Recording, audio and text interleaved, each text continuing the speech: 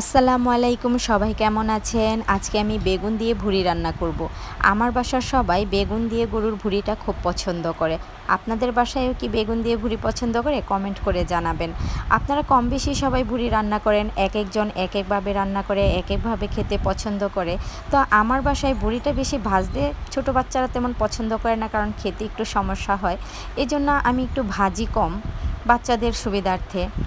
আরেকটা কথা, আমরা যেহেতু গৃহবধূ মানে ঘরের বউ, তাই আমাদের সারাদিনই টুকিটাকি কাজকর্ম করতে হয়, বাচ্চা কাচ্চা সামলাতে হয়, আবার বাচ্চারা একটু বড় হলে তাদের লেখাপড়া সামলাতে হয়।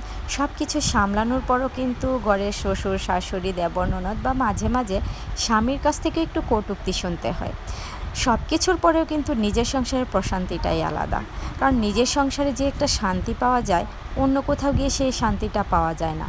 আমরা মেয়েরা যখন একটু বড় হয়ে যাই, তখন আমাদের বিয়ে হয়ে যায়। বিয়ে দেওয়ার পর বাবার বাড়িটা কিন্তু আমাদের জন্য একটু দূরত্ব তৈরি করে ফেলে, কারণ আমরা বাবার বাড়ির মেহমান হয়ে যাই। আর বাবার বাড়িতেও ভাইয়ের বউরা বিয়ে করে নতুন মানুষ নিয়ে আসে, তখন সেইখানে তাদের সংসার হয়ে যায়, তাদের অধিকারে চলে যায় সব কিছু মোটামুটি। তাই আমি মনে করি মেয়েদের স্বামীর ঘরে একটু সুখে দুঃখে মিলিয়ে চলতে হয়, আর কষ্ট থাকলেও স্বামীর ঘরের একটা প্রশান্তি আছে। আমরা যখন মেয়েরা বাবার বাড়ি বেড়াতে যাই, কয়েকদিন থাকার পরেই দেখবেন নিজের সংসারের জন্য মনটা ছটফট ছটফট করে ওঠে। আর অত সাধের বাবা মাও যখন স্বামীকে কটূক্তি করে কোনো কথা বলে, তখন কিন্তু আর এক সেকেন্ডও আমাদের বাবার বাড়িতে থাকতে ইচ্ছে করে না।